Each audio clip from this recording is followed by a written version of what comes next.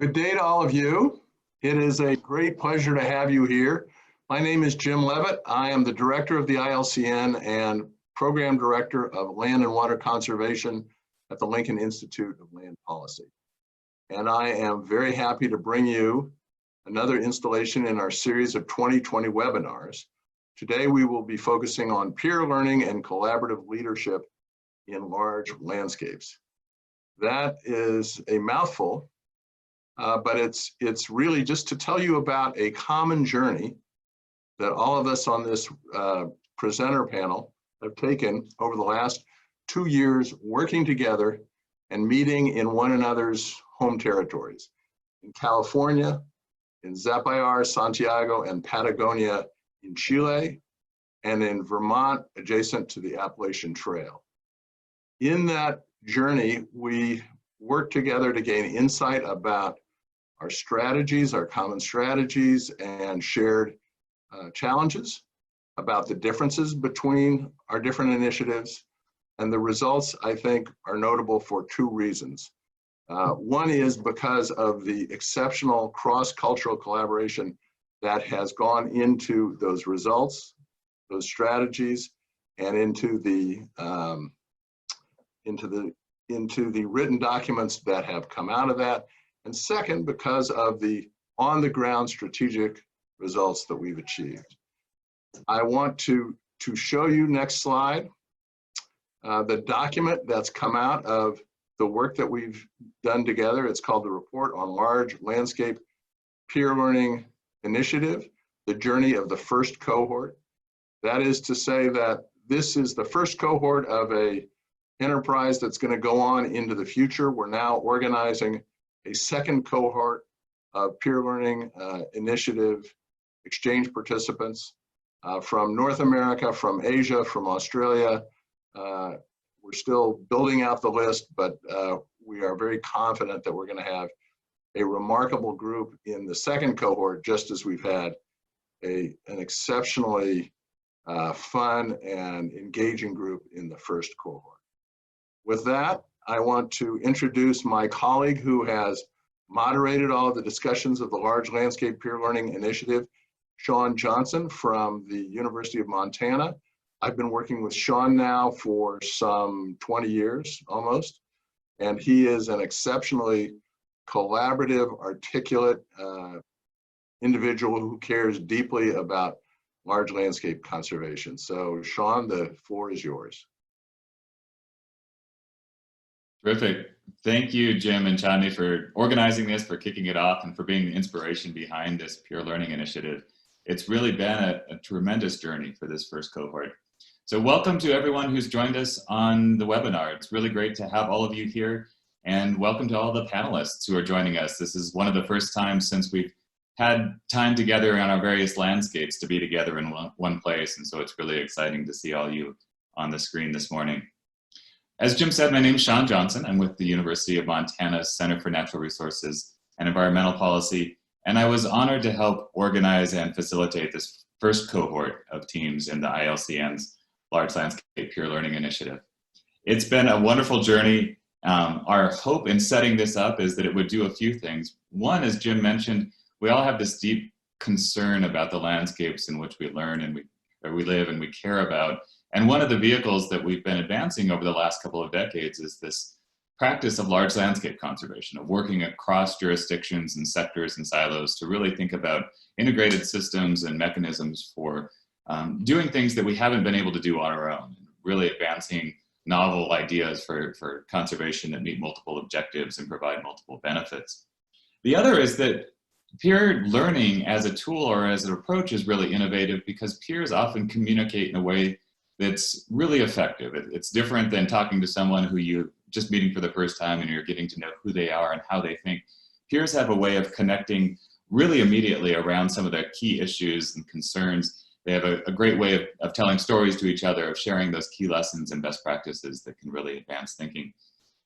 But beyond just that kind of exchange of building relationships and sharing knowledge and seeing new landscapes, this initiative was unique in that it really wanted to catalyze and innovate forward on these landscapes, provide those tools, that information, the mechanisms, the connections that would help these landscapes really take a meaningful step forward as they've put forth a really compelling vision and articulated a challenge or an opportunity that stands in the way of meeting that vision maybe in the immediate term, and then driving towards that vision over time. So what does that look like? That's the story we're going to hear this morning from each of these different landscape initiatives. So I'm glad to be part of this. I would say we achieved all of those objectives and more in many ways. As Jim mentioned, this is one of the most substantive exchanges that I've been a part of. It was also personally one of the most rewarding experiences that I've been a part of. And that's in part because of all the inspiring people that were part of it. So Chandni, I'd like to introduce people now to the different teams here who are represented in this first cohort of the Pure Learning Initiative. As I mentioned, it was not just inspiring landscapes, but it was inspiring people who are really shaping the future of these places.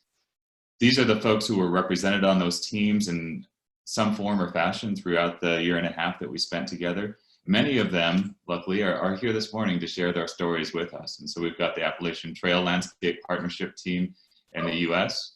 We'll have a chance for them and the other teams to share who they are and provide a picture of their landscape as we move forward, but just wanted to share with you all their faces here because these are the collaborative leaders who are really shaping these landscapes in a meaningful way. So we've got the Appalachian Trail team.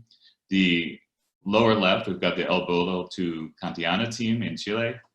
The upper right is the Ruta de los Parques team in Chile. And then the lower right, we have the Golden Gate Biosphere Team Reserve, or Biosphere Reserve team in the US along the California border in the San Francisco metropolitan area and beyond. So from the Appalachian Trail team, we're lucky to have all three of those folks, Wendy, Bill, and Dennis with us this morning. We've got Henry and Amanda from the El Boldo team. We've got Hernan, Greg, and Eugenio from the Ruta de los Parques team, and Sharon from the Golden Gate Biosphere team. I'm really excited to introduce you to these people. They are the kind of collaborative leaders who I think are making a real difference on the ground. They're the people, and reflecting back on this, that I think we're going to read about in not just the annals of conservation history moving forward, but in the annals of history writ large. These are people that are really community leaders that are connecting people and changing places in a way that's really shaping the future of all the different landscapes that they live in. So today we're going to hear from each of these teams. We're going to hear their story. We're going to hear about how they're thinking about their place in their landscape initiative and how they're advancing thinking and action on the ground. We're going to offer an opportunity to engage with you in conversation around each of those. So following each presentation, there'll be a brief 5-minute Q&A with each of the speakers and panelists. And at the end, we hope to bring a few threads together that you'll see across all of these. And those have to do with the importance of partnership and communication and collaboration and leadership in shaping these places. And we're also interested to hear from you. How do these ideas resonate with you? Because we know many of you are doing the same thing in your landscapes, really providing that insight, that vision, that inspiration, and really that hope for the places that you live. And then, as Jim mentioned, we'll conclude just by sharing our thoughts on where we think this is headed next. This seems to have been a wildly successful first cohort, and we're all excited about that, but we're also excited about continuing the journey and advancing innovation forward. And so we'll talk about some emerging ideas there to round things out. So with that, I would like to turn it over to someone who's become a really good friend and mentor and partner in this journey of large landscape conservation, and that's Sharon Farrell with the Golden Gate National Park Conservancy, who's going to share the story of the Golden Gate Biosphere. Sharon? Morning. Thank you, Shawn, and welcome to a beautiful sunny morning in California. It's so wonderful to think that we're coming to this conversation from all around the world. For me, what I'd like to do is give you a brief overview of the work at the Golden Gate Biosphere, and then some of the impacts that our peer exchange program really helped catalyze, and part of where our journey is taking us. It's hard to condense a year's worth of work into 50 minutes, but I'm ready for the challenge, as I was ready for the challenge of a year with my incredible colleagues that you saw pictured earlier. So as a brief introduction, the San Francisco Bay Area is blessed to have more than 1.8 million hectares of protected lands and waters, while also supporting 7 million people. It is one of the few metropolitan communities to have saved this scale of diverse natural areas, working lands, and outdoor access for future generations. The benefits are many, from biodiversity to public health, to environmental resiliency and clean air and water and more. And while these conservation efforts were highly successful and resulted in a significant amount of land preservation, this model is no longer enough to deal with the scale of threats and challenges we now face. And we in California recognize that protecting land from development is no longer the end goal. We must find innovative ways to steward our protected lands into perpetuity. With this, there's a new call to action: how to restore and care for these resources, not just as individual parcels of land, but as an integrated and interconnected landscape. To address this opportunity and challenge, stewardship partnerships have emerged and grown throughout the last decade, engaging local communities, land and water managing agencies, scientists, and the nonprofit conservation sector. This paradigm is emerging as the foundation for the next chapter of Bay Area conservation: the emergence and integration of regional and sub-regional, largely grassroots conservation and stewardship partnerships. All of these sub-regional partnerships in our area now have the potential to become integrated and advanced with a revitalized Golden Gate biosphere, which was part of our challenge as a part of this peer network program, was to really define what that could look like. Next slide. Since 1988, many of the lands and waters of 4 Bay Area counties have been part of the UNESCO Golden Gate Biosphere, one of an international network of over 650 places recognized for their extraordinary biological richness. Ours is the only biosphere in the United States where land, sea, and urban areas meet, hence the image. Being part of the biosphere connects the numerous federal, state, and local government agencies, nonprofit organizations, universities, and public partners within the biosphere's boundaries. It also offers a way to support shared conservation, education, research, monitoring, and sustainable development efforts.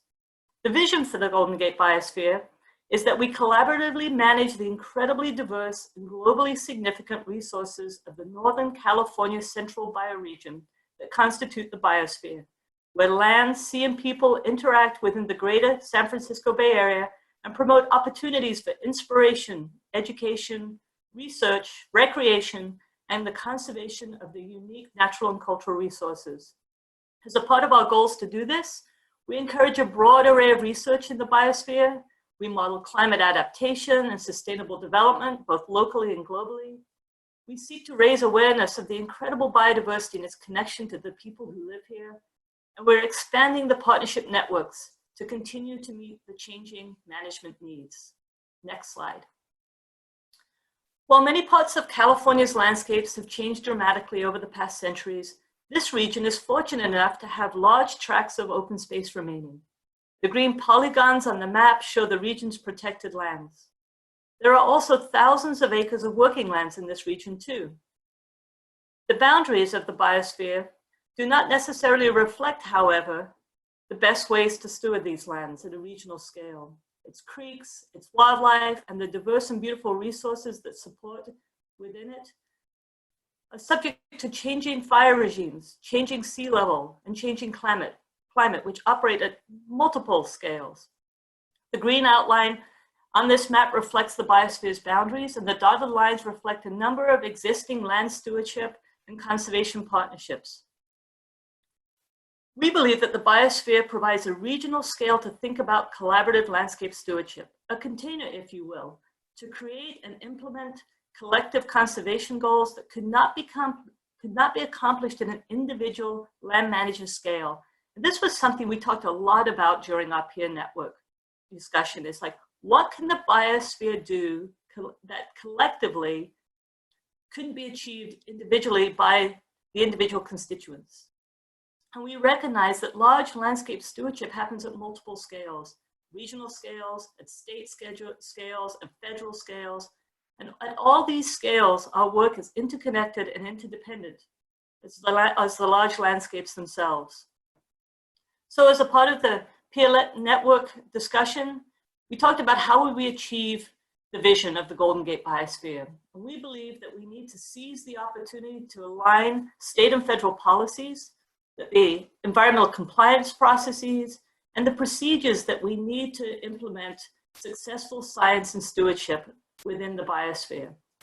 In doing so, we're ushering a new area of large landscape conservation and stewardship in California that not only connects the lands and waters we steward, but it also connects the goals, the policies, the compliance requirements across these jurisdictions.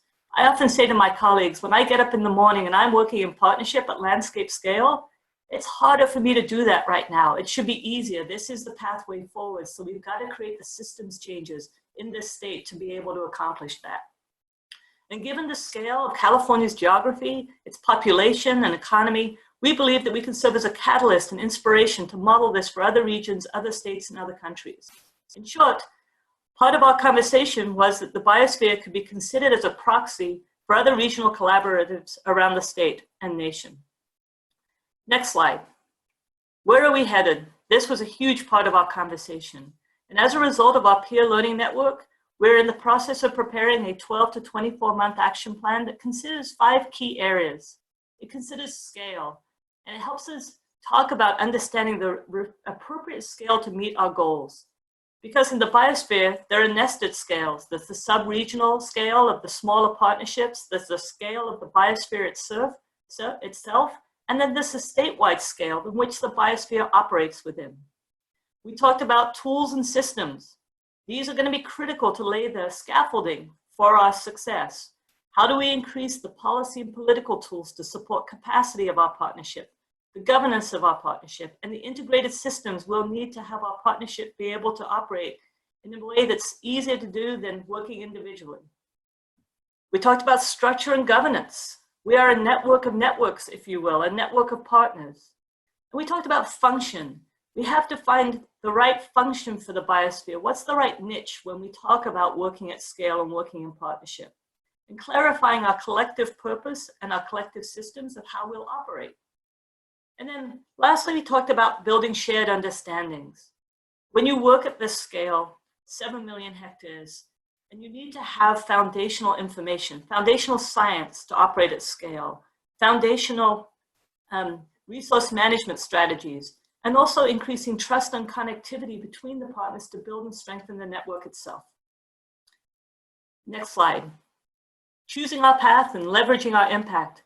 As a colleague who's going to talk later said, and when we were doing our work, when you come to a fork in the path, although here's a river, take it. And I believe we are in a unique moment in time. And then as our Secretary of Natural Resources, Secretary Crowfoot says, if not now, then when? If not us, then who? And that's been our mantra as we look forward with the Golden Gate Biosphere. In order to take on and discuss those 5 areas I mentioned, we decided we would focus in 3 core achievable actions. We talked about how we increase our knowledge base through science, and our focus has been on fire and wildlife connectivity. Fire, as many of you know, is a key challenge in California. We have more than we would like. It's not just serving beneficial purposes anymore when you think of ecosystem function. And so we're partnering with one of the key representatives within our peer network, and that's with Pepperwood, and Lisa McKelly has been an amazing leader in this area. The other area we focused on was systems change. As I mentioned, it should be easier to do this work at scale than hard. So and I'll talk about this, we focused a lot on creating new systems for regulatory compliance. How do we make it easier to do beneficial restoration at scale than is currently what we can do at this point? And lastly, we talked a lot about focusing on partnership development, outreach, and communication. Next slide. So let's start with fire. Here's an image of one of the sub-partnerships, WANTAM, which is one I direct, and just a hazard analysis in relationship to fire issues and fuel load. In California, there's a huge public demand for increased protection from the impacts of climate change. And that's driving many public agencies in California to increase the implementation of fuels and forest management activities, plus seek new solutions for water distribution and access. The Golden Gate Biosphere partners are responding to these needs at different scales and with varying resources. The land managers that comprise the biosphere believe that working in partnership, we are best positioned to facilitate developing timely strategies and effective science for implementing cross-coordinated, collaborative, and collective impact work to manage fuel load and fire strategies. And we need science-based solutions, and we need regional planning. So through Pepperwood, we've been talking about how do we take advantage of doing an analysis across all 7 million hectares. And this would support all of our multi-jurisdictional fuels and fire hazard analyses within the biosphere itself. And we've been fortunate enough recently to begin to leverage the opportunity for every one of our counties within the biosphere to undertake vegetation map development. And these are going to become foundational now for Pepperwood, and in partnership with several universities to conduct this type of connectivity analysis and this kind of fuels and fire management analysis, which will be critical to our long-term and successful resource management work. Next slide. This slide, cutting green tape, this slide shows some of the workshops that we've been facilitating. The Golden Gate Biosphere Reserve members have partnered with the California Landscape Stewardship Network, which is a large landscape scale network of networks that support all of California, to really work on increasing systems and reducing inefficiencies of current regulatory compliance as it relates to beneficial restoration. Primarily in the 1970s here in this region, most of the environmental laws and policies and procedures were created to protect our environment from harm. Often though, that harm was development and resource extraction or pollution. The current regulatory structure was developed to slow the pace of change, to give proper consideration and review of actions that were potentially harmful to the environment. This framework, however, was not designed to facilitate large-scale beneficial environmental restoration, nor address the urgency of the conditions brought on by climate change. In California, we've come to recognize that the current tapestry of environmental laws and regulations have been an effective tool to mitigate environmental degradation from human activities. However, there's an unintended consequence.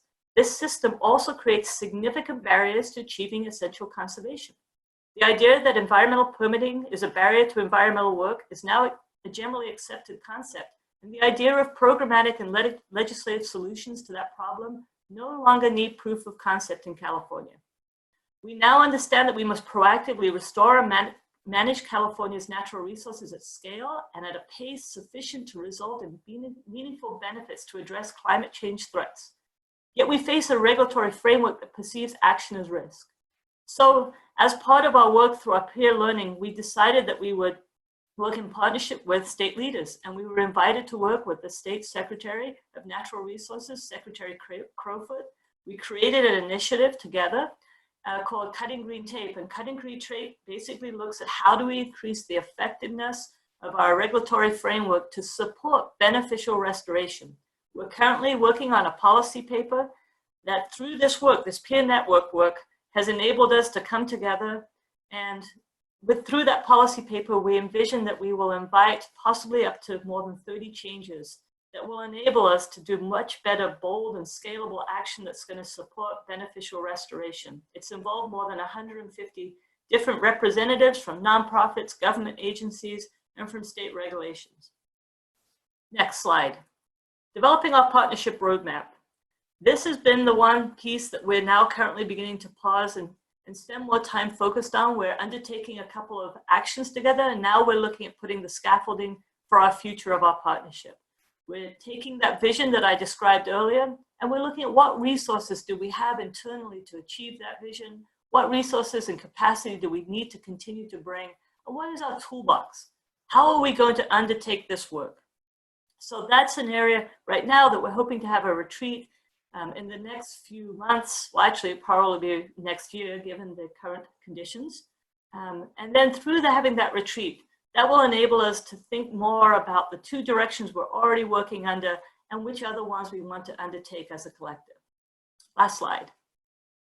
So the Golden Gate Biosphere offers new opportunities to forge stronger connections between public and private lands and the broader Bay Area communities we live with. Plus link the existing and emerging nodes of collaborative stewardship within the biosphere's large landscape. There is much to do in assessing the scale of ambition the capability of the partners, and our pathway to success. First steps will include hosting, as I said, our first retreat, which will create our foundational knowledge base. And also our next step is to further increase the actionable science at scale. At the same time, the state of California is ready to embrace and facilitate a new area of large landscape conservation and stewardship. Investing in this work in this state will be a high priority because of the benefits that we see. And the Golden Gate Biosphere, because of the work we did through this peer network, is poised and ready to be a leader in the current and future large landscape scale initiatives throughout the state. So I want to thank Jim, I want to thank the team, and I'm happy to answer any questions in whatever time I have left. Thank you. Wonderful. Thank you so much, Sharon. That was an amazing overview of not only the region, but of the conversations that we've had over the last year, all of the creative thinking that's happening at many different levels across many different partnerships and networks there in that landscape, and how you're thinking about stitching those together in really new and innovative ways. Also just wanted to call out all the partners that you've had. You mentioned Lisa McKelly, but Greg Moore, who's also presenting on behalf of the Ruta de los Parques team today, John Jarvis, who was with the National Park Service, and then UC Berkeley, and then Allison Forrestal from National Park Service, were all vital members of this team and really helped contribute to the thinking that Sharon shared with us just now. Just as a reminder for people who are watching us via the webinar, that you can submit your questions in the Q&A box at the bottom, and we're happy to get to as many of those as possible. We're seeing a couple of those land in there right now. And just as we're seeing those come in, wanted to capture the scope of things that not only the Golden Gate Biosphere team did and covered, but all the teams are. And those are around all these critical issues for landscape scale conservation and stewardship. So it's about governance and partnerships and science and policy and funding and all of those things. And as Sharon mentioned, trying to connect and align those in new ways.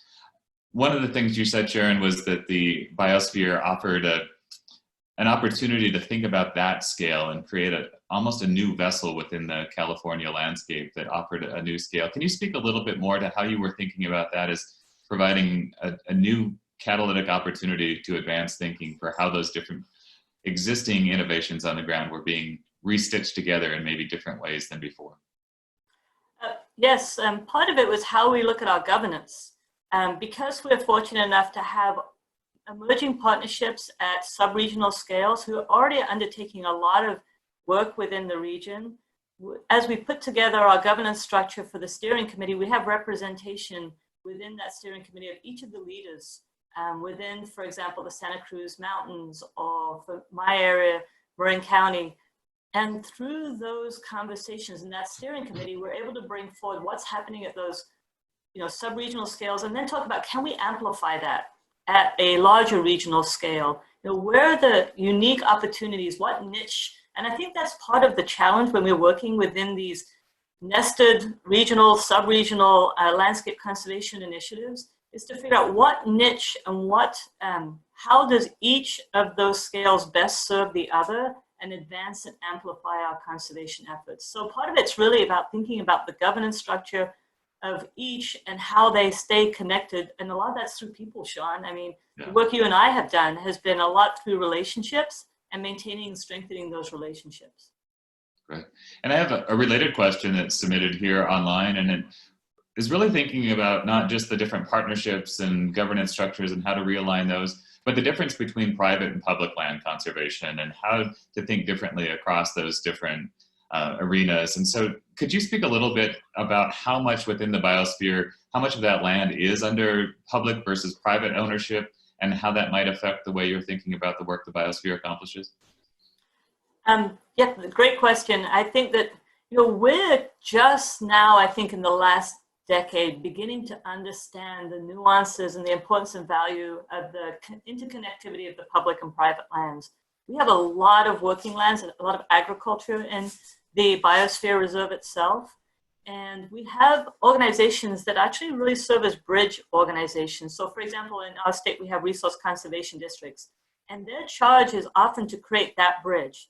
And I think that there's a growing recognition of the important ecological value, especially around connectivity, that the private lands bring. And so I have to say, 30 years ago as an ecologist, there was a little bit of a you know, the way in which ecologists looked at working lands was perhaps not the best it should have been, to be honest with you. And I think that that is changing over time. But there's always challenges, right? Because there's different missions within those different agencies and organizations and land managers. And part of our goal is to find commonality. In California, there has been a lot of recent planning that really focuses on that interconnection, if you will, between natural and working lands. As far as how much, I actually don't know the numbers off the top of my head, but my sense is I would suggest that we're probably about 30% of public lands, or protected lands, I would say. And then from a working lands perspective, I would imagine that there's got to be at least 15 to 20% of working lands. And, you know, and then we have these islands, if you will, of very dense urban centers, as well as large suburban areas too. Great. Well, thanks, Sharon. Just looking at the time here, I think we should probably go from the west coast of North America to the west coast of South America. But thanks so much for sharing the story of the biosphere with us and for all the work that you do on a daily basis to advance that vision in a meaningful way. So thanks for being here this morning. So with that, we are going to travel south now and head down to Chile and hear from first the Ruta de los Parques team. We've got 3 speakers here who are going to join us from that team, starting with Hernan Mladinic, going to Eugenio Rengifo, and then Greg Moore is going to be finishing that one up. Again, as in Sharon's presentation, they're going to tell the story of this landscape, the vision they have for the future, how they're starting to advance that vision in real time, and how they are working in partnership in new and innovative ways to achieve that vision. So without further ado, Hernan, the floor is yours. Okay, thank you, Shawn, and cheers to everyone. Well, as executive director of Tompkins Conservation for 10 years, I was privileged to work alongside visionary and leading edge conservationist, philanthropist, Douglas Tompkins, a deep thinker and devout activist. Beginning the 1990s, Douglas, together with her wife, Christine, after a life of creating or managing companies such as the North Face, Spree, and Patagonia, decided to turn their resources and passion into acquiring land for conservation to create national parks in Chile and Argentina, restoring land, recovering imperiled wildlife, implementing ecological and regenerative agriculture, promoting healthy local communities, and support leading-edge activism. In total, the Tompkins purchased and donated 850,000 hectares for conservation, more than 500,000 hectares in Chile alone. In that position, I spearheaded the team that proposed the routes of parks of Chilean Patagonia, an agreement which, after complex negotiations with high-level government officials and 2 presidential administrations, allowed the successful transfer of 408,000 hectares of land, the size of Rhode Island, the largest private donation to a state in the world.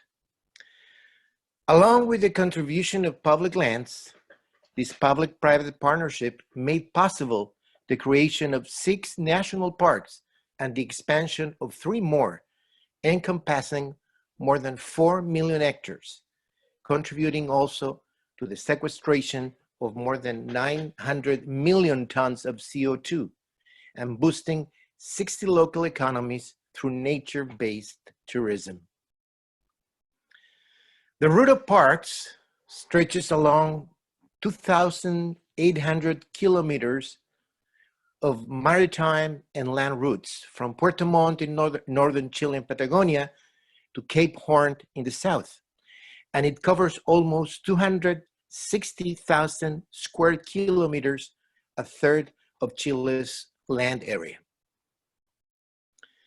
It includes 17 national parks with a total area of 11.5 million hectares.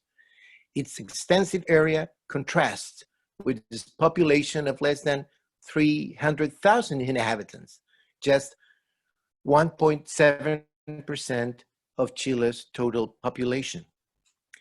These two characteristics have created a unique opportunity for large-scale conservation, so that this region today comprises 85% of Chile's terrestrial protected areas, or 91% of Chile's national parks.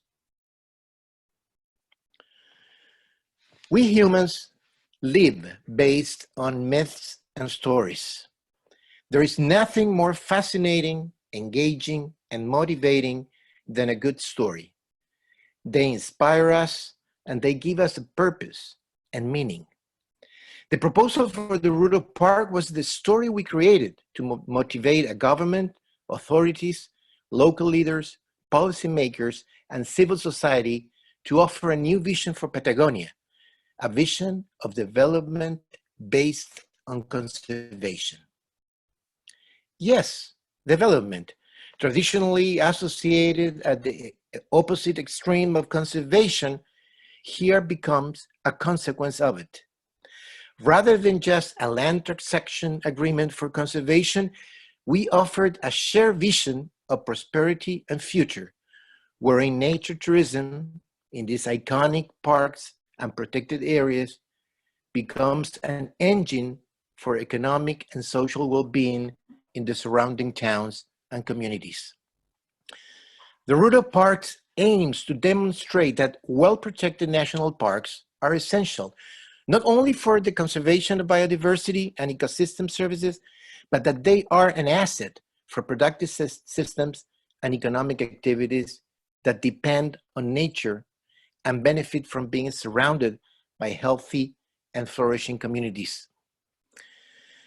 In order to achieve this vision for large landscape conservation and sustainable development in this immense territory, it is critical to achieve legal, financial, and institutional governance structures, capacity building, and citizen appreciation and support that will ensure the long-term management and stewardship of the rural parks.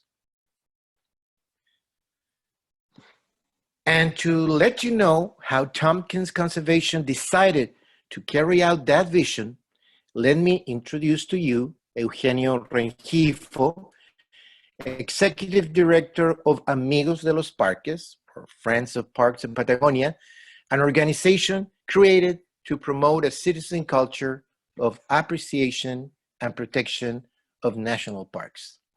Eugenio? Thank you, Hernan. Hi, everyone. First of all, I want to start by thanking you for the opportunity to be part of this wonderful group of amazing partners in global conservation. Today, more than ever, we need to strengthen efforts, share knowledge, and advance from collaboration to restore our damaged planet.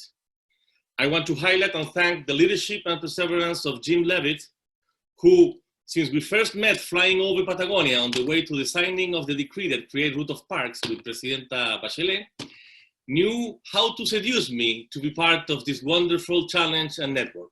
Thank you, Jim. I'm very grateful from the first meeting until now for the wonderful network of people that I have been able to meet for the benefit of the challenges of our Patagonia. It has been a fertile journey in which I had conservation partners and friends for life. Let's start with the presentation, Chadney. Next slide, please. Our main challenges. Our Patagonia is a protected paradise, as Hernan says, but with many challenges.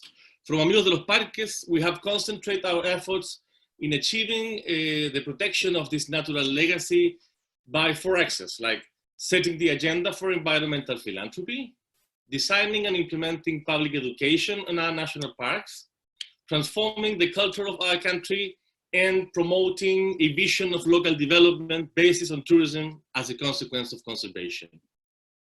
We are a young organization. We are just about to celebrate 2 years of existence in a few more weeks. But we are advancing hand in hand with thousands of friends and Mother Foundation with admirable trajectory and achievements such as Tompkins Conservation. Next slide, and next slide, please, to the alliances. At Amigos de los Parques, we strongly believe in the power of association and the articulation of interest as a long-term strategy for conservation, which is why we have developed from our earliest days a powerful network of alliances to achieve our wide legacy. Universities, foundation, with which we have strengthened the presence in the national territory and in areas that we do not have expertise as education, for example, as well as governmental agencies at the central, regional, and local level.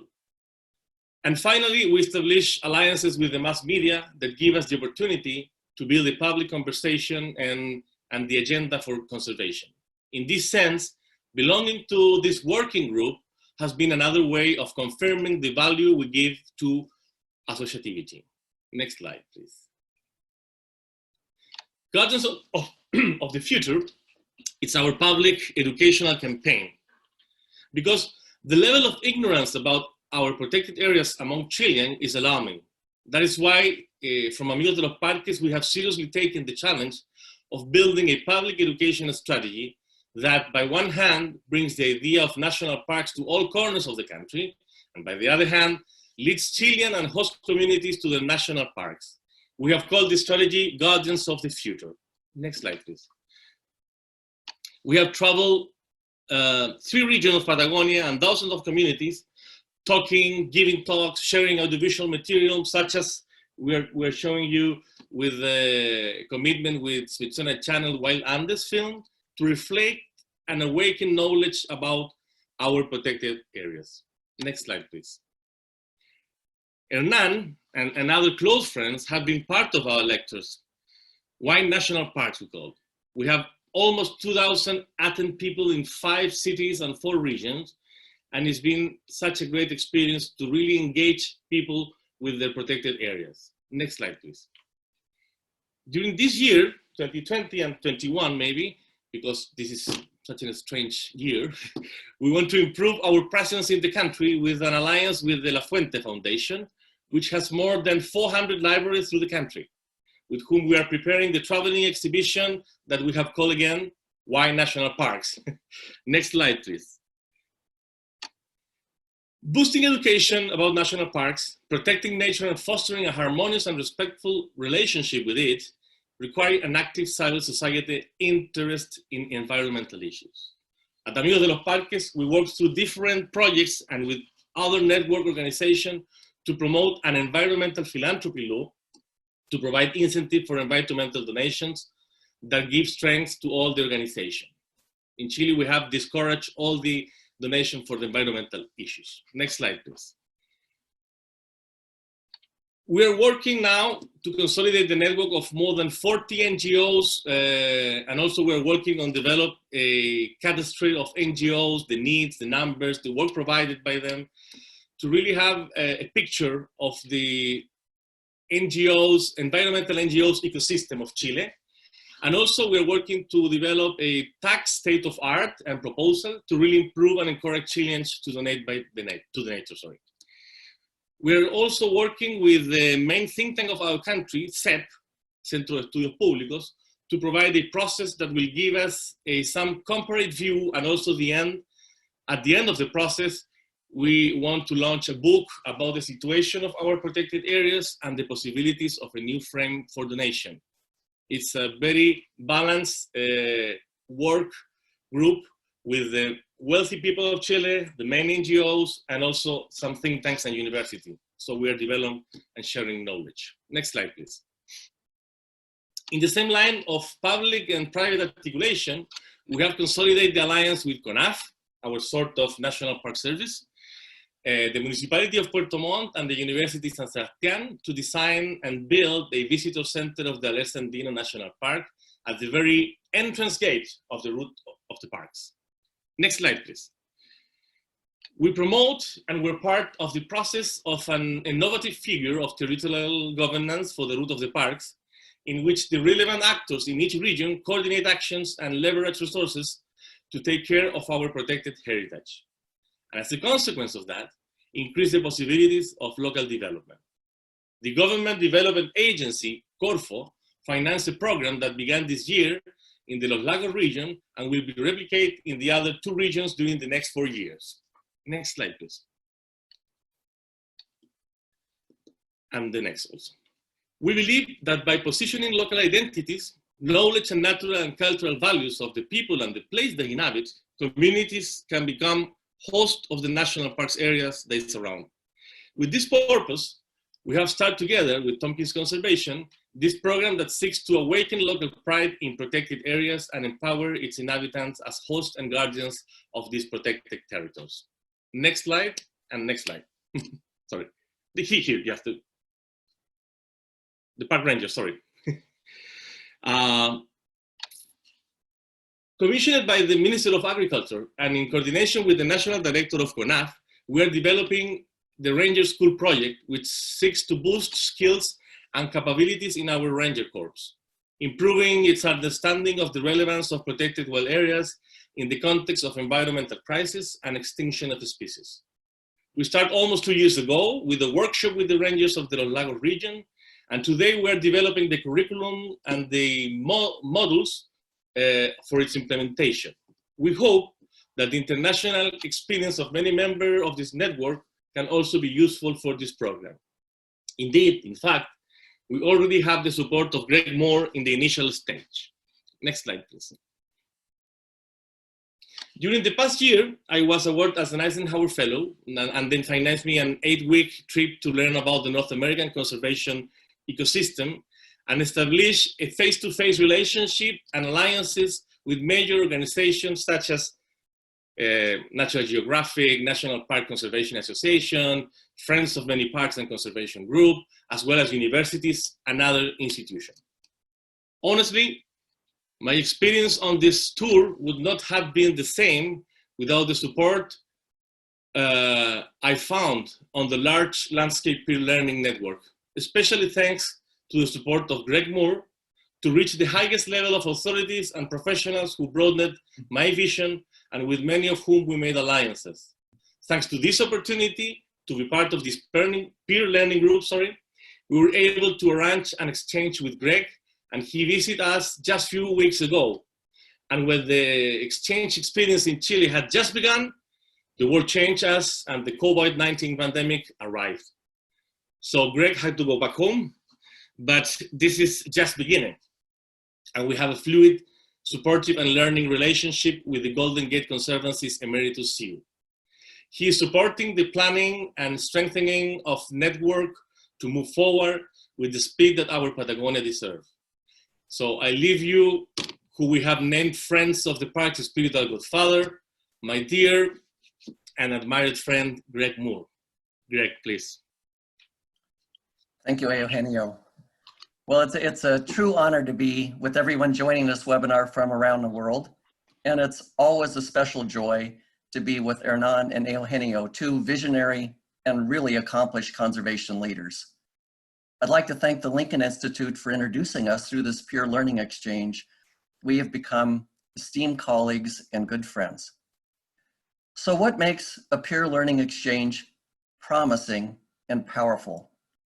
Fundamentally, an exchange engages our ability to share at all levels, to share a vision, to share our professional experience, to share our best practices, to share our mistakes, to share our fears, and together to inspire, to motivate, and to act. Yet, someone has to be the matchmaker, creating that exchange and building the bridge. So we are deeply grateful to the Lincoln Institute for providing that bridge.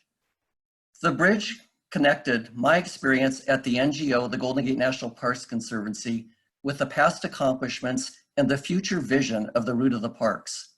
Importantly, the peer exchange connected experienced conservation leaders with much to share, and a special association between Eugenio and myself with our work in building park friends. And with Eugenio, I deeply understood the journey he had begun as the first executive director of Amigos de los Parques. I had begun a similar journey 3 decades ago as the founder and the first executive director of the Golden Gate National Parks Conservancy, now the friends groups of the most visited national park in the United States. We both began in the same place, with a big vision, with modest resources, and with a very small number of staff. In my case, the vision and accomplishments of the Parks Conservancy have grown over 3 decades. We've become the largest friends group of any national park in the United States. The Conservancy has delivered over $600 million of support to park projects and programs. We have over 100,000 friends, donors, and followers each year. And we have the strength of 25,000 annual volunteers and over 400 staff. So our peer exchange involves sharing success stories and best practices from our work at the Golden Gate National Parks that might be relevant and applicable to Amigos de los Parques. And as a relatively new organization, Amigos de los Parques is looking to the future. It is a time of strategic planning. It is a time of harnessing the power of people to support the future stewardship of this amazing system of national parks in Chile's Patagonia. In this exchange, we have focused on 3 things: vision, resources, and toolbox. The original vision of Rutas de los Parques was driven by an extremely foresighted and tenacious conservation philanthropist, Douglas Tompkins. Through his effort and others, these magnificent national parks were established. Now that vision must be owned by the people of Chile, those in the communities near the parks, those across Chile, those at the grassroots level, those who are leaders in government, business, education, NGOs, and philanthropies. A collective vision with many stakeholders will ensure the future success of these national parks. That is the mission of Amigos de los Parques. But a vision without resources is just a hallucination. So the peer exchange is also addressing how to develop those resources. Those resources are not just financial capital and funding, they are political capital, they are social capital, they are innovation capital, and they are leadership capital. Here, for example, Chile has a vast system of national parks, but not a government agency with a single purpose-driven function and long-standing experience to care for them, such as the U.S. National Park Service. We are working on how to build the conservation credentials, experience, and resources of the government sector agency, CONAF, who is responsible for managing these parks. And finally, the resources can't be put to good use without an innovative and effective toolbox. As one example, as Eugenio mentioned, Chile's tax code does not incentivize environmental philanthropy. In fact, of all things, it discourages it. So we are working to inspire and create the legislation to strengthen the toolbox in this area. The peer learning exchange has shown the bold beginning and the bright future of the route of the parks. The vision has been set high. Now, through the Peer Exchange Learning Network, we are stepping into that bold future. And in that future, Amigos de los Parques, the guardians of the future of these parks, will always have friends at the Golden Gate National Parks Conservancy in our common vision of parks for all, forever. Thank you.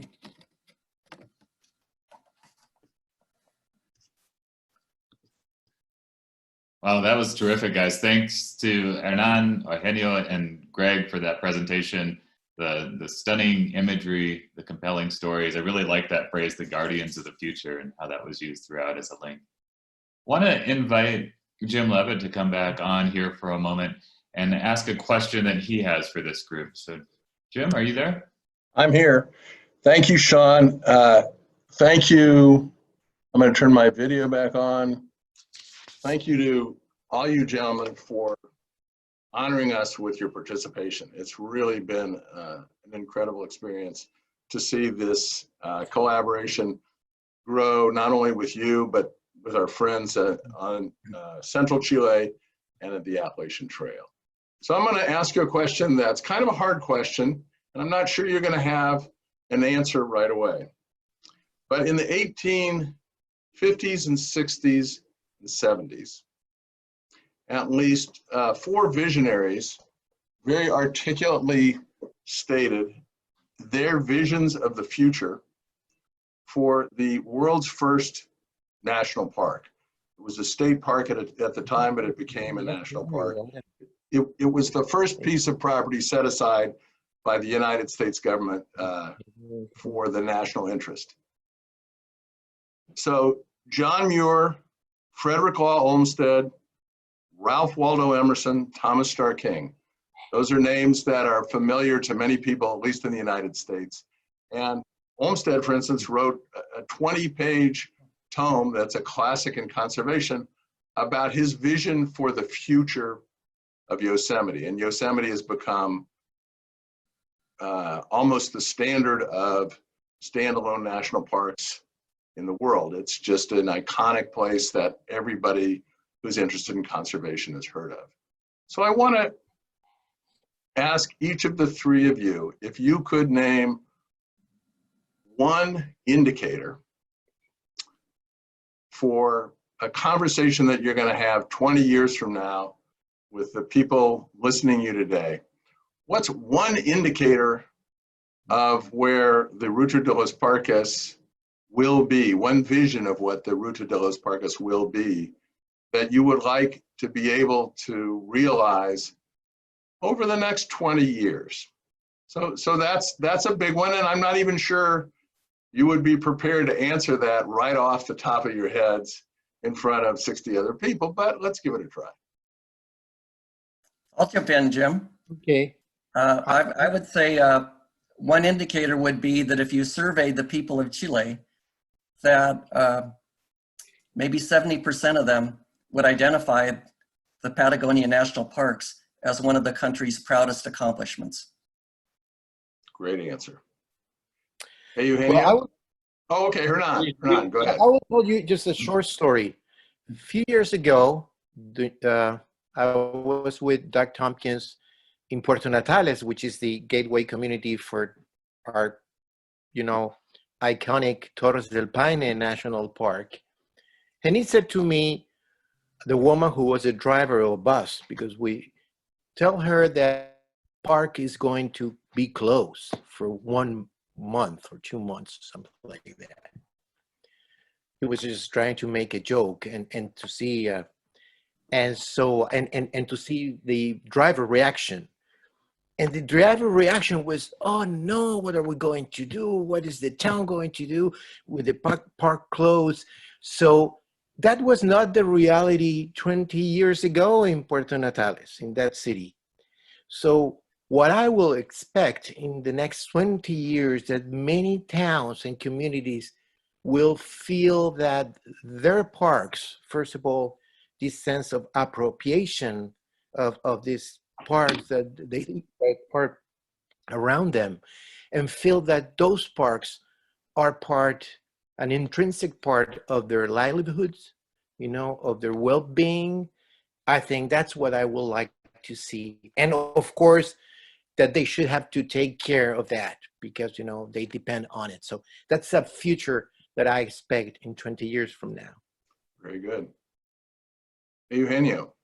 Well, I agree with Greg and Hernan. I think, as I see at the States, the idea of the national pride, the proud of the people about the national parks, how, for example, I see weddings at Yosemite, or people who really put at the milestone of their lives, the national parks as a real national heritage sharing for all the people of the country, from the right and left side, from north and south, east and west. I think if we really achieve that, 20 years from now, I'll be very happy, and I think it's gonna be more than laws or other decrees, a guarantee for the future of the conservation areas.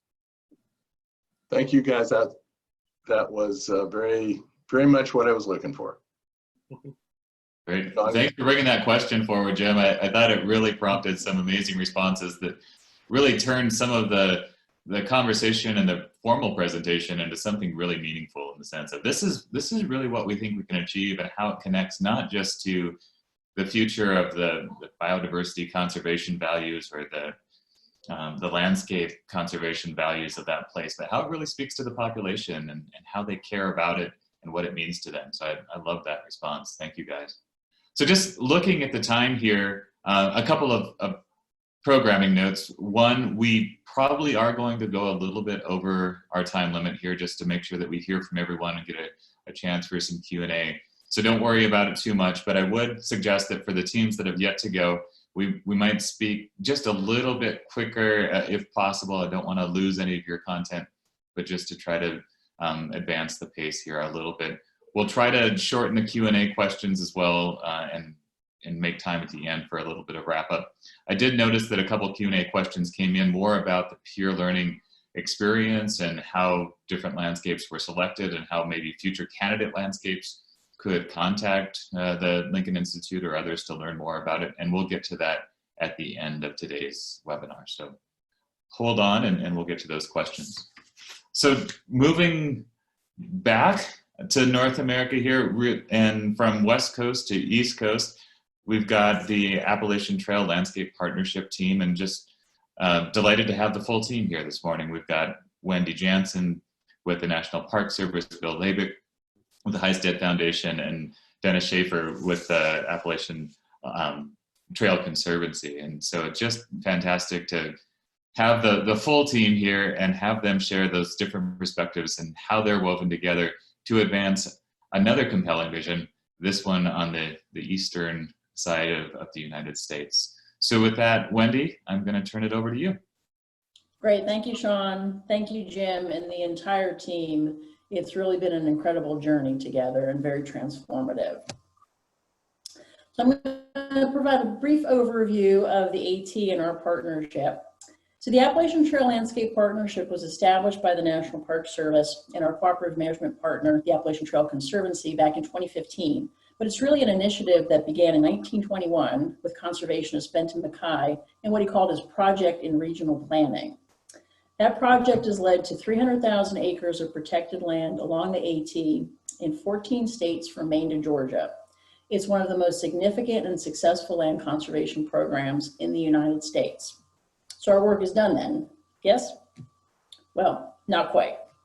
The Appalachian Trail Landscape Partnership, or ATLP, builds upon a successful cooperative management system, but several things happened to bring large landscape conservation to the forefront for the AT. For one, we had the call to action strategy in the National Park Service to bring together staff and partners to advance a shared vision for our centennial back in 2016 and into our second century. A key component was the Scaling Up initiative to promote large landscape conservation to support healthy ecosystems and cultural resources. So we made a conscious decision with virtually all of the footpath on public and protected land to turn our attention to the larger landscape, with the National Park Service and the Appalachian Trail Conservancy as co-conveners for the initiative. During our first partner meeting in December 2015, with nearly 70 participants, we sought to develop a shared vision, recognizing the collective action that was needed to preserve the AT in perpetuity. We asked ourselves, what might a protected landscape look like in 2050? A primary goal of the first workshop was to establish the foundation for partnership building. So we spent time seeking guidance from participants on the direction that the initiative should take, what resources were available to the group, different models for community engagement, and learned how other large landscape initiatives operated. Next slide, please. We came to see the initiative as a quality of life issue, recognizing that the AT is the largest protected contiguous corridor east of the Mississippi River in the United States, and important as a wildlife corridor for species migration and climate resilience. Next slide, please. Another factor encouraging the focus on collaborative conservation and the need to scale up was the increasing pressure upon the AT landscape, be it 3 million visitors a year, inappropriate development from transmission lines to pipelines or other similar infrastructure projects with adverse impacts. So since its establishment, the partnership is convened to discuss the elements of collaborative governance, partnership building, institutional framework, external and internal communications, implementation of shared activities, and financial management. Our goal has been to create a structure with shared understandings for an informal network of partners, from large national conservation organizations to regionally based groups to local land trusts. You see our mission statement on the screen. It's only one sentence, but it took us years to finalize. At each meeting, we learn about current work from our partners, and we engage in dialogue about how the initiative could better support their efforts. One recommendation that was turned into action was the establishment of the Wild East Action Fund. The Appalachian Trail Conservancy has awarded over $1.3 million during the past 2 years for land conservation across the AT landscape, thanks to a grant from the Eugenio Foundation. In 2019, we received requests that totaled more than $350,000 for capacity building and more than $1 million in requests for land protection projects. The shift of focus to large landscape conservation also requires a shift in thinking about the scope and scale of our efforts, and other presenters have talked about that as well. When organizing and trying to build an initiative on this scale, it's a challenge to ensure that you have all the key people at the table, but also the research and data to inform your decisions. One outcome of this peer exchange is consensus among the team members that the success of the ATLP as a landscape conservation collaborative is the development and effective execution of a landscape conservation strategy. That strategy would describe the key functions that the ATLP should play among the partners and their functions at different scales, and how the ATLP members would coordinate and collaborate across those scales. With each passing year, we move closer to seeing the AT landscape as one system, not divided by state boundaries or local jurisdictions. We are broadening the scale of protection, connecting the cultural and natural resources to local communities, and reaching out to a wider and more diverse audience.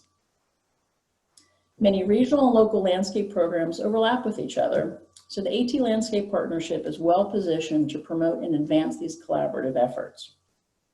Working at a smaller scale than the ATLP are sub-regional initiatives like the Chesapeake Conservation Partnership and smaller scale collaboratives like the South Mountain Partnership in Pennsylvania. Each of these initiatives and groups has their own goals, objectives, strategies, and partners. Numerous sub-AT landscape initiatives employ different frameworks for governance, collaboration, and communications, so we strive to work from a multiple values framework and towards multifaceted goals. And that leads to cross-boundary opportunities, such as the Regional Conservation Partnerships, or RCPs. RCPs are collaboratives of private and public organizations and agencies who work together over time to protect and steward more land at a larger scale and faster pace. The area on the map in darker green represents all of the RCPs in New England and New York, which my colleague Bill Levitt will talk more about.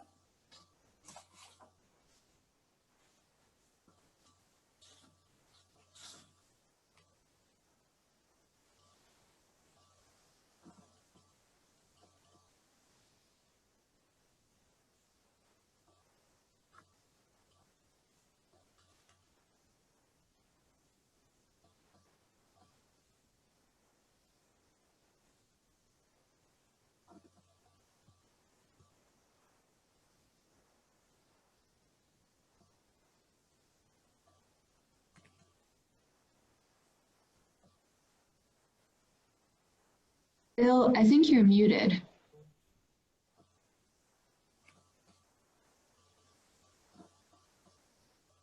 Okay, I'll start over. Sorry, I'll speak much quicker. Thanks, Wendy. Yes, the green on the previous map represents the 47 RCPs in the Northeast, though there are 5 other RCPs in the Mid-Atlantic states. And HISED Foundation supports this network of RCPs because we see them as essential to achieving the wildlands and woodlands, farmlands, and communities vision, which is to conserve 70% of New England in forest, 7% in farmland by 2060. One way we support the network is by helping RCPs collaborate across political boundaries in sub-regional initiatives, like the Northern Appalachian Trail Landscape Partnership. Next slide. Which was formed in early 2017 when another network called Alpine, Academics for Land Protection in New England, came together with leaders of the RCP network and tried to figure out how can we support the Appalachian Trail Landscape Partnership in our neck of the woods in the Northeast. Next slide. So our partnership's 10 million acre regional landscape surrounds the Appalachian Trail from the Hudson River in New York north to Mount Katahdin in Maine, crossing 6 states involving 14 RCPs. Our first major action was to apply for a federal grant of $9 million, which we did not get. That failure to get that grant forced us to kind of back to the drawing board and force us to answer a question which the Appalachian Trail Landscape Partnership is now asking, which is, what unique things will we do to catalyze and scale up conservation in our region? Next slide. To answer that question, we first took cues from smaller scale RCPs. We developed a vision statement, a mission statement, and sought agreement on 6 core values. We also chose and selected our 3 boundaries. We next developed a strategic conservation map identifying priority areas for conservation. All totaled equals 1.4 million acres, which that became our first primary goal. We realized that when we succeeded protecting the 1.4 million acres, 80% of the landscape within a mile of the Appalachian Trail will be permanently preserved from development. After the map was completed, we also realized that actually to achieve that goal, we would likely need to be a more robust partnership. Right now, we're mostly just conservation groups. We know we've always wanted to engage new partners from other sectors, but we just didn't know the best way of doing that. It wasn't until, next slide, Dennis, Wendy, and I, next slide please, were in Chile with everyone else in this panel that we discovered the solution. As the story goes, I was riding in a truck with Charlie Kimber. This is the person pictured here. Charlie is on the team of the Ruta de las Parcas, and also in the truck with Jim Levitt and Greg Moore. And we were bouncing along on a gravel road on our way to Park Pumalin. And Charlie was talking about all the different challenges they were facing on how they were going to get all these different stakeholders together, you know, from the forestry company, the mining company, the fisheries company, the governments, other businesses, landowners, et cetera, and other environmental organizations.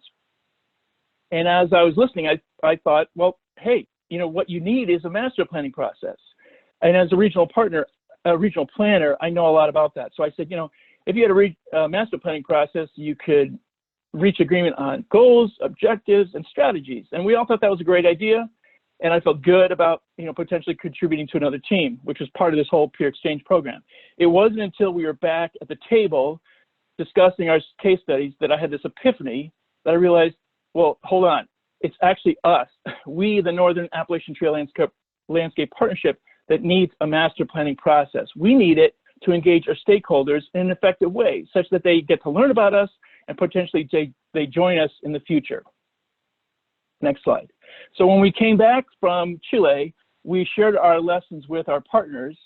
We raised some funds, and then we hired Elizabeth Hammond Infield, a professor at the University of Massachusetts Amherst Regional Planning Department. And we basically hired her to oversee the stakeholder engagement and planning process that we are now going to move forward in. So we first identified and prioritized groups and individuals whom we thought would be important opinion leaders in each of these 8 sectors, which now became 8 focus groups. And again, they align with our core values. Next slide. Elizabeth and her graduate students are now organizing these focus groups, again, that align with the core values. And we're hoping that the participants will help with a strategic planning process, then join our partnership, and then help us achieve this kind of bold land protection goal. But even as we're moving forward with this planning process, we're also helping 3 RCPs that are part of our larger landscape advance an application to a federal grant, the same federal grant program that we failed to get 3 years ago. Next slide. This is the Uplands to Lowlands initiative. It's applying for a $10 million federal grant. It involves the 3 RCPs. It involves Audubon organizations from 4 states, 3 federal agencies, and the Cornell Lab of Ornithology. So again, we're seeking $10 million, but we're also going to raise $20 million in partner contributions through a very unique way of capturing easement value. It's a new conservation finance tool that the RCP network developed in previous programs. All that will go towards permanently protecting forest land for drinking water supplies, to sustain habitat for threatened bird species, and also to plant pollinator habitat along riparian zones in the landscape. So that's it for me. Dennis is up next. He's going to summarize the main lessons we learned from the peer exchange program, as well as provide next steps on the Appalachian Trail Landscape Partnership. Thanks very much. Thank you, Bill. Hello, everyone. As you've heard from all the previous speakers today, a common theme throughout the peer learning exchange was, how can we be most impactful working in a collaborative environment? What is the whole that is greater than the sum of its parts? We all need to be mindful of the scale at which we are working. How do we most effectively leverage our activities occurring at a variety of scales? For us, scaling up, not replication, is the aim of our coalition's work. The landscape conservation work at the level of the Northern Appalachian Trail Landscape Partnership, as Bill just described, is serving as a model for other nested collaborative initiatives across the full Appalachian Trail landscape. The Northern Appalachian Trail Landscape Partnership is taking steps to help achieve the mission of the overall Appalachian Trail Landscape Partnership. Accelerating the pace of land conservation is driven by the successful activities of the regional conservation partnerships, and in turn, the regional conservation partnerships help to catalyze on-the-ground land conservation efforts for local partners of these nested collaboratives. As part of our work during the peer learning exchange, we've identified areas within our collaborative environment where clarity and coordination are keys to our success. Given the nested nature of the Appalachian Trail Landscape Partnership, what main functions should the higher level organization serve? Which governance structures, programs, and activities should be developed? Is it feasible to scale up the approaches that Bill described as working at the scale for the Northern Appalachian Trail Landscape Partnership? Can these efforts be replicated across the entire Appalachian Trail landscape? Which communication functions should we focus on at each scale? And what are the policy and legislation needs that the Appalachian Trail Landscape Partnership should strive to serve? I'm not going to drill down on the details of this chart. It will be available for those who are interested. But the main intent of the chart is to identify function areas that are most appropriate at the scales represented within the Appalachian Trail landscape. These scales include landscape-wide, which is the overall Appalachian Trail Landscape Partnership, regional partnerships, such as the work of the Northern Appalachian Trail Landscape Partnership, and local efforts that are driven by on-the-ground organizations and entities. Finally, as part of our assignment for the peer learning exchange, we've identified a set of deliverables that we believe will bring greater clarity and effectiveness to the work of the Appalachian Trail Landscape Partnership.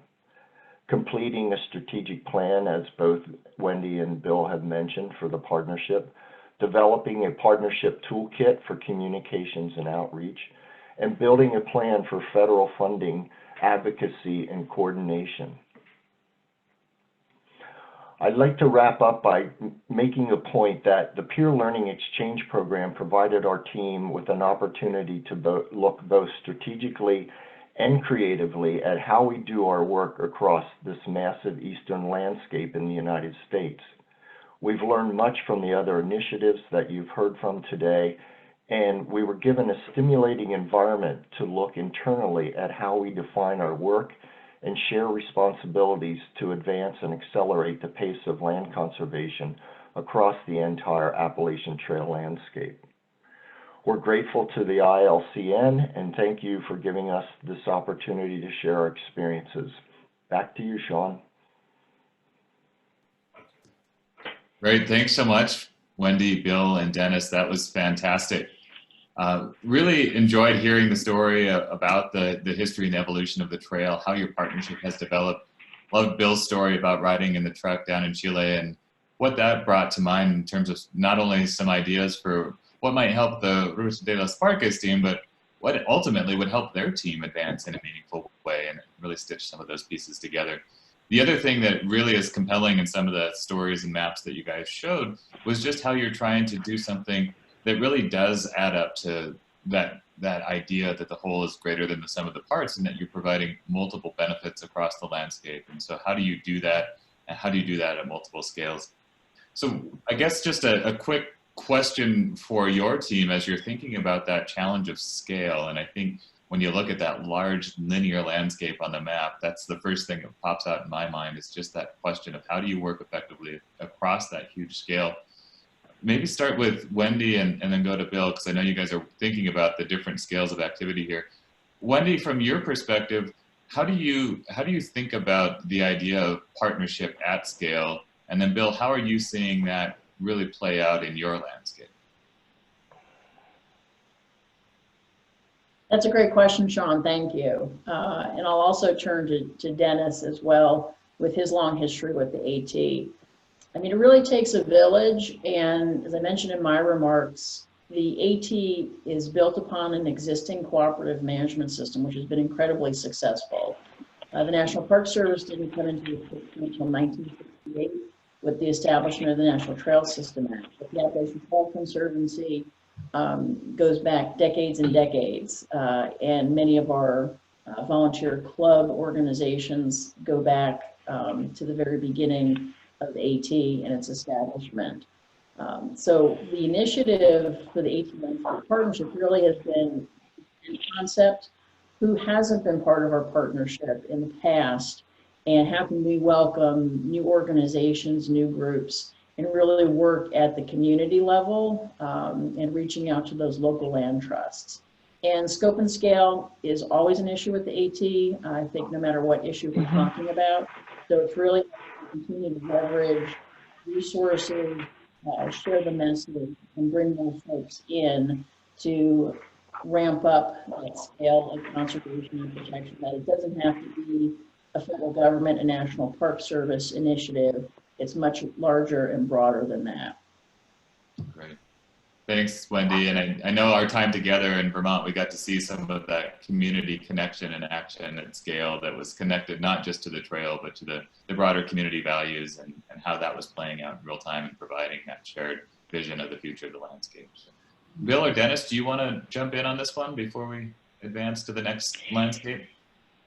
Yeah, the quick thing that I would say is the question that I looked at that I mentioned, you know, what unique things will we do to catalyze and scale up success in a region is really the question. So I think of going in a continuum of communication, convening, coordination, and collaboration. Even with that, meaning, you know, going from info sharing and networking to collaborating on a very complex project, in the end, you have to answer to your partners the so what. What are you going to do? What are you going to deliver at scale that's going to make a meaningful impact on the ground that they can't do on their own? That's really the main question, and that all of us really have to answer. And in doing that, you want to kind of provide, in terms of governance, just enough structure to make it easier for them to do that together. Too much structure, it's too much of a burden. And getting that balance right is really key. You learn that from experience and just practice and failure and whatnot. But anyway, it's a great question. Thanks. Thanks, Bill. Dennis? Well, the only thing that I would add, I know we're running short on time, is that I think the evolution of the partnership has been, it's just the maturation, the maturity of the whole process is taken place over these 5 years, and having these nested initiatives that are part of this broad trail landscape from Georgia to Maine. As Bill said, there's been a lot of fits and starts and learning that's happened, but I just feel like we really have benefited from the diversity of partners and the diversity of these initiatives across the landscape in trying to learn, and we're still learning and figuring out this whole working at scale issue. Great. Thanks, guys, for jumping into that. It's certainly a topic that resonated across all of these 4 landscapes, but it really is apparent when you look at a very long linear landscape like the AT landscape. So thanks for jumping in on that. Just another quick programming note. We are getting close to what had been the original end time for this. We're going to extend it, so if people are able to stay on the line, that's great. If you're not, please know that this is being recorded and you can go back and catch the end of it at a later time and date. So that's one of the beauties of doing it virtually, is that we do have that technology and that option.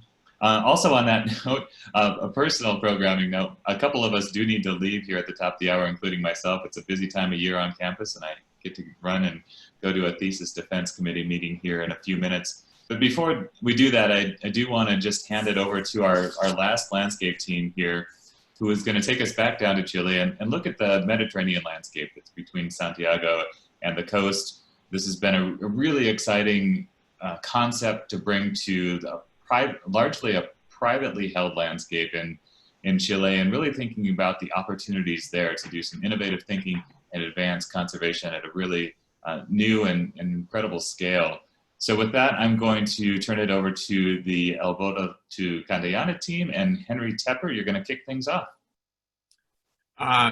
Thank you, Shawn, and thanks to Jim, Shawnee, and Shawn, both for the opportunity to participate in the Peer Large Landscape Learning Exchange, and for the chance to talk about our projects today. It feels great to be back virtually with our friends and colleagues from the exchange, with everyone out there in the cyber world who are taking the time to join to participate in this webinar. And I hope we'll be able to convey our sense of excitement about, I hope we've been able to convey our sense of excitement about our experiences in the exchange. My name is Henry Tepper. I'm a board member and the strategic conservation advisor to the Fundacion Tierra Austral, the Tierra Austral Land Trust, and to its El Boldo de Cantillana Chile Mediterranean Habitat Land Conservation Project. There's a mouthful. Could I have the next slide? So we sometimes say that our Boldo de Cantillana project packs a kind of 1-2 punch because it has two main components. We are advancing private land conservation in Chile by implementing and testing Chile's new private land conservation tool and law, which is called the Derecho Real de Conservación. That's the first component, using this tool. And we're using the tool by protecting Chile's rarest, most threatened, and least protected habitat, which is the Chile Mediterranean habitat. So the actual land conservation outcomes are sort of the second component of our project. Next slide. Our project, this is, as I said, a private land conservation initiative. It focuses on privately owned land because a large percentage of Chile, unlike many other countries in Latin America, not all of Latin America, but many other countries in Latin America, a large percentage of Chile is privately owned, and private landowners own extraordinary natural resources and ecological habitat. But until very recently, really certainly the turn of the century, but even a little bit after that and even up until today, there were really very limited tools for private landowners to voluntarily take action to protect their land. Most of the tools and strategies available or that were being used in Chile were devoted to protecting public protected areas, creating public protected areas, which really left very limited options for private landowners. It was a little bit like fitting a square peg into a round hole. And so our initiative is really part of a larger private land conservation initiative across the country, a multifaceted initiative that is loosely modeled after the extraordinary success of the land trust movement, the private land conservation movement in the United States and in Canada, and the use of private land conservation tools in Australia. That success is based on creating enabling conditions that include, that assume that there is going to be strong conservation interest from private landowners, and that provide private landowners with some incentives and encouragement to help them take action to protect their land. And that's what we're trying to do. I want to now turn it over to Amanda Alfonso, who is Tierra Austral's land conservation specialist, and who we want to congratulate for just marking her first anniversary with our organization. And she's going to talk a little bit more about Tierra Austral. Next slide. Thank you, Henry.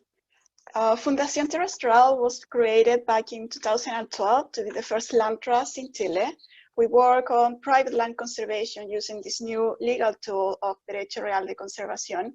And our job is focused in engaging and coordinating with various landowners to protect their land. They could be families or businesses.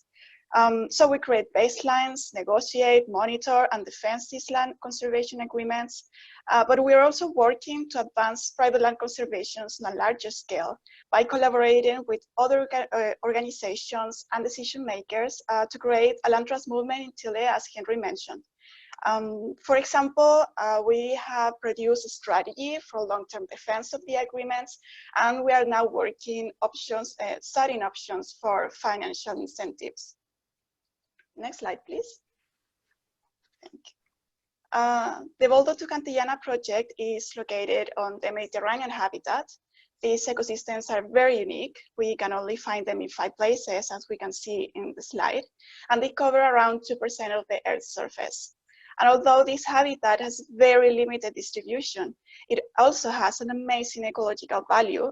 It holds around 20% of flora diversity, and all of five of the locations are also biodiversity hotspots because they are under great threat, which it turns them into an international conservation priority. However, less than 5% of this habitat is under protection.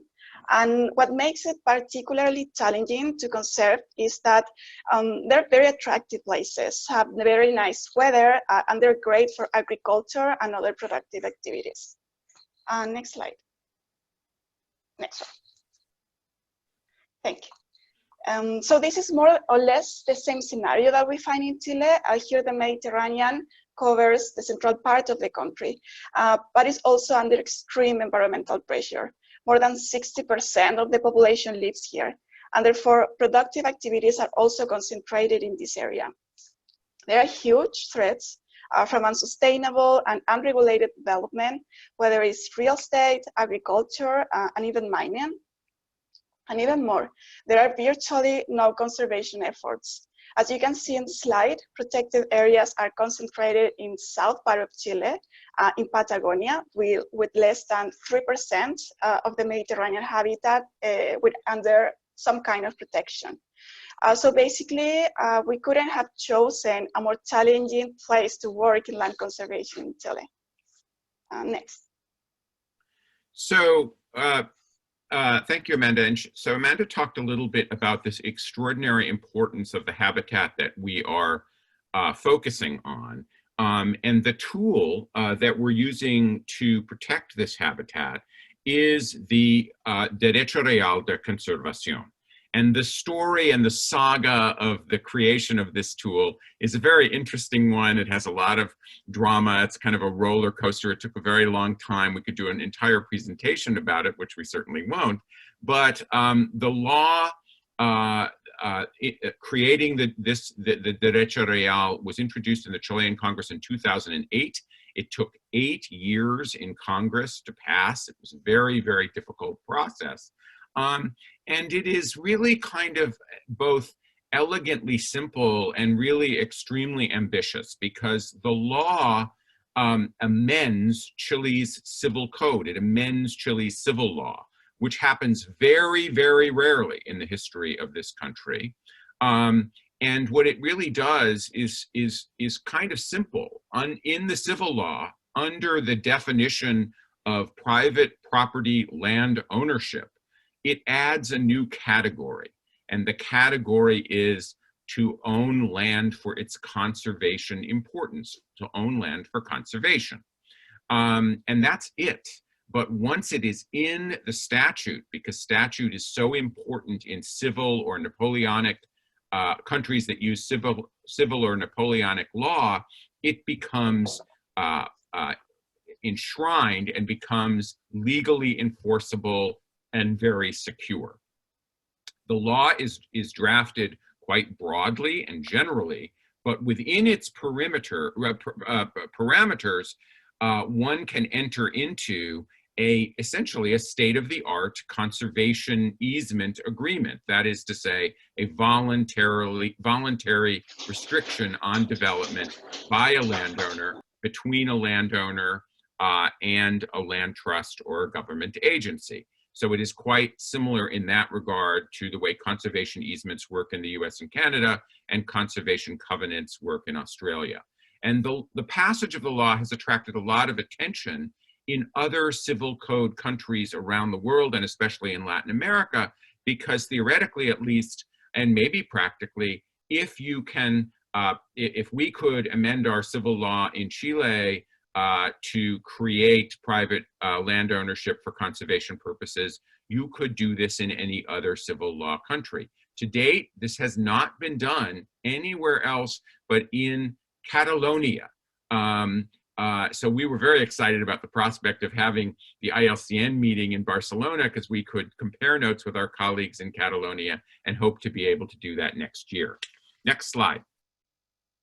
So our project, the El Boldo de Cantillana project, is a multi-year, multi-phase initiative that is funded by a multi-year grant from the BHP Charitable Foundation, which is based in Australia. And we have 5 core objectives for what is currently the first phase of the project.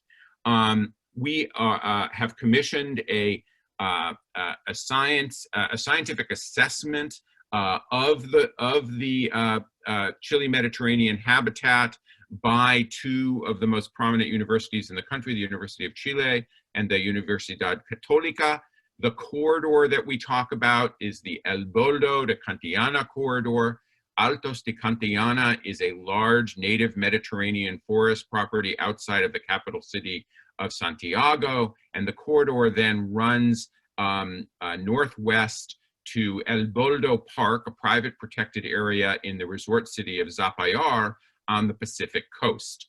The second major objective, in a way, really is the big and most complex objective, which is to complete 3 derecho real agreements with private landowners during the first phase of the project. The third objective is that we need to create secure and legally enforceable agreements, these very new agreements in this country. So for those of you familiar with conservation easements or conservation covenants, these projects and agreements the properties have to be monitored for compliance with the agreement. There needs to be potential legal enforcement in the event of a violation. We needed to set up all of those protocols. The kind of last remaining piece in the puzzle for enabling conditions for private land conservation in Chile is the creation of financial or tax and other incentives to make it easier and to encourage landowners to take action. We still don't have those incentives. And so a very important objective in the first phase, and really beyond the first phase, will be to get those incentives in place. And then we need to talk about what we're doing. This is all brand new in Chile. We need to publicize and communicate and distribute information both about the attractiveness and the flexibility and the security of the derecho real as an agreement, and about the incredible importance and under recognition of the Mediterranean habitat. Next. So we are now finally, and we're very, very excited, right smack in the middle of the first phase of implementation of the project. This project was a long time coming. There was a long process of planning. There was a long process of being in the grant application process with the BHP Foundation. And now, beginning in 2019, we are now up and running. We have completed the ecological assessment of the El Boldo de Cantillana corridor. The scientists did an extremely good job. One of their most notable conclusions may be that the corridor was a little bit arbitrary in its definition, that there's a significant amount of critical Chile Mediterranean habitat outside of the corridor. So we're processing that information, but the assessment has been incredibly helpful. And we are now working on the ground, deep into negotiations with landowners who are committed to protecting their land voluntarily with DRCs. That's the most exciting thing for us. And we're also working on best practices, and Amanda can say something about that because that's a process she's led. Yes, in collaboration with Conserva Chile, which is a very prominent network of landowners engaged in conservation, we are creating and distributing a set of standards for land trust organizations and the implementation of the DRC in Chile. And we hope, among other things, for this to be a precedent and help to build a kind of a basis for the land trust movement that we're talking about. Thank you. This is the slide that this is the next slide. So don't go to this. You're already there. We obviously have some very interesting and some very complex opportunities that we are trying to seize, and some notable challenges as we move forward.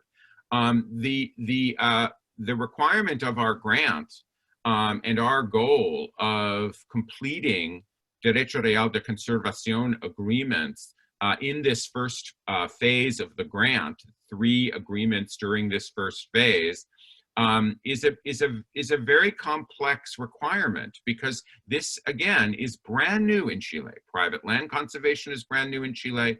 The use of private land conservation agreements is brand new. So we need to familiarize our landowners and get them to the point that they're willing to sign an agreement within a pretty short time frame, and we still don't have financial incentives. So right now we're working with landowners who recognize and are deeply, deeply committed to conservation and want to do this with or without financial incentives. But that's not an easy thing to do. So of course we need to get those incentives, and we're working on several different fronts: tax incentives, outright compensation, a number of other ways of creating incentives for landowners. We have a requirement, but one that we very much embrace, to work with one of the 4 dominant parts of the Chilean economy, these 4 big extractive industries: timber, fishing, mining, and agriculture. And 3 of them, timber, mining, and agriculture, are very active in the Mediterranean habitat, and we are working on agreements with these industries on land that they own, which we think will be very, very important as demonstration projects moving forward. And we're making good progress in that area. We want nothing less than to create a private lands conservation movement in Chile that would involve creating a network of land trusts, having strong incentives, and having a whole lot of land protected with Derecho Real de Conservación agreements. That is work that we're going to be doing in the next phases of the project, we hope. And of course, our work on the ground has been disrupted by at least 2 big and unforeseen events. One is the social and political uprising that occurred in an unrest that has occurred in Chile in October of 2019 and is still very much something that is preoccupying the country. And of course, the COVID-19 pandemic, which is challenging our ability to be out on the ground doing field work and meeting in person with landowners. So our work has slowed. It certainly has not stopped. Landowners still seem very interested in moving forward, but these are not small challenges to our work. Next slide. And in closing, just I want to kind of echo and maybe amplify what our colleagues have said over the course of the morning. about the benefits of the peer exchange.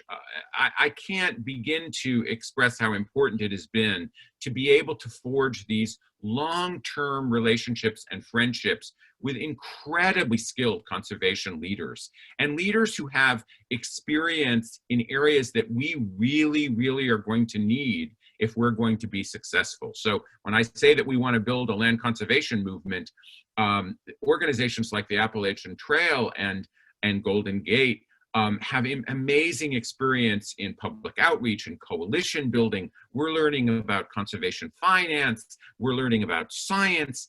We have benefited, and we are going to continue to benefit from these relationships. And we're taking some very specific pieces of advice from our colleagues, including, for instance, now exploring the possibility of a carbon certification project based on direct input at one of the exchanges that we had in Vermont.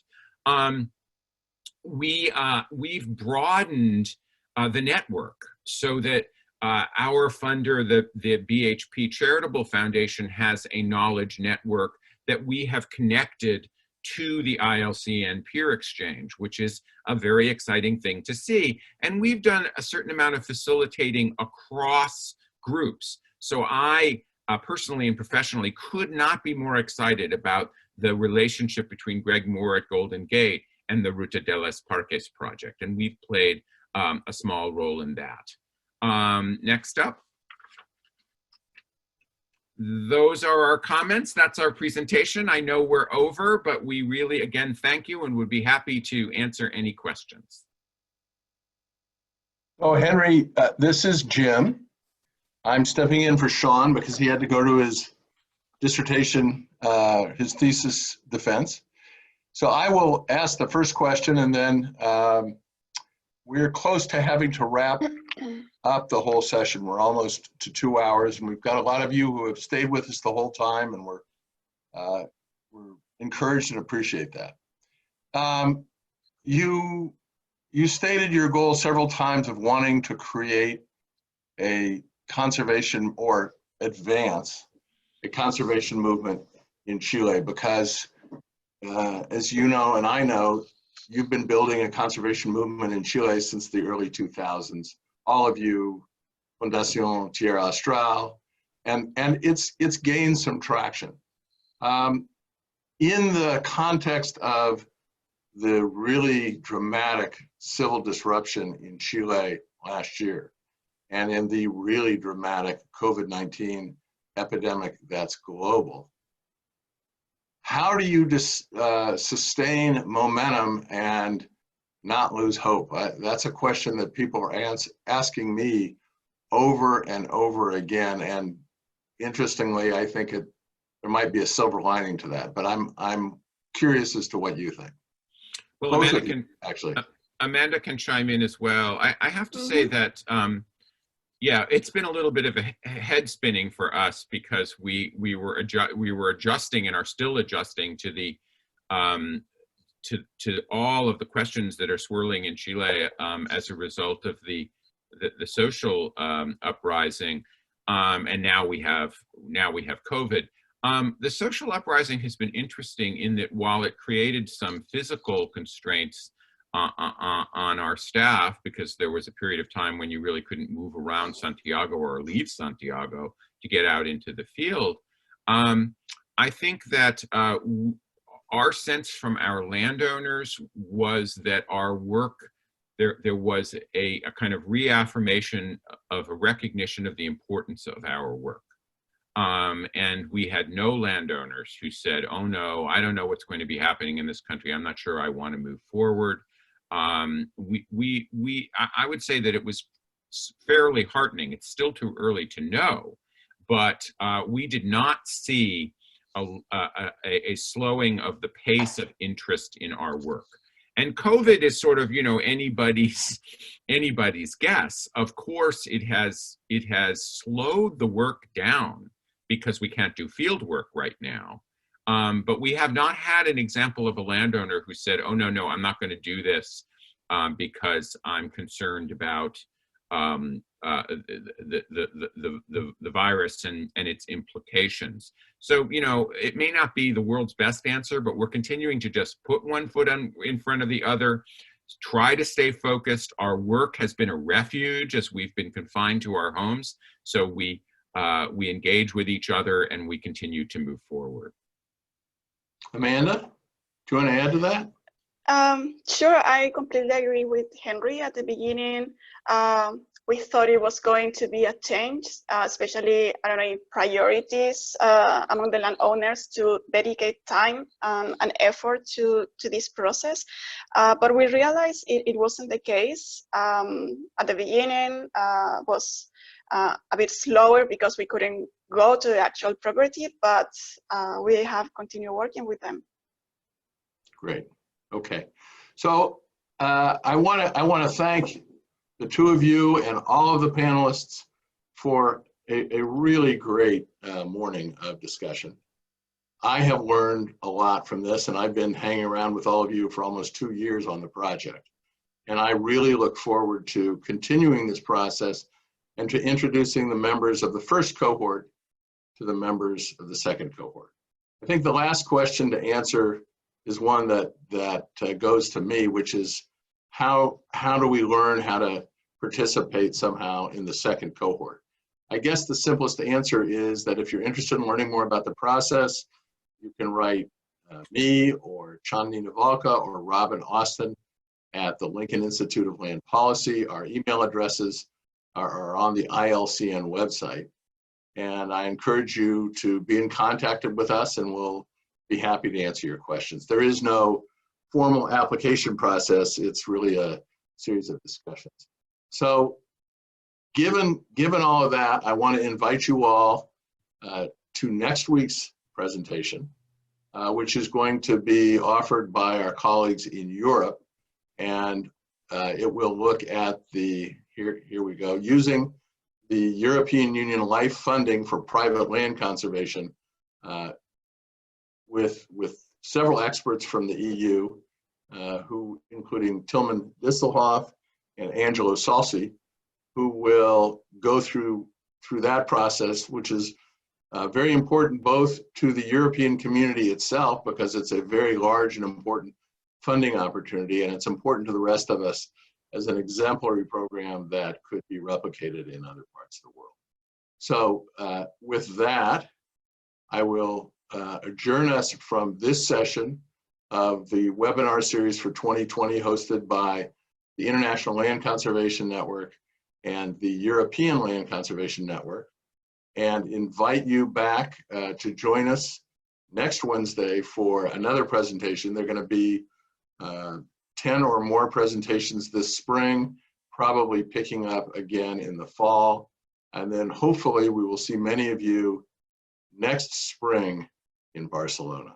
So thank you all very, very much. We're greatly appreciative, and we look forward to seeing you next week. Bye-bye.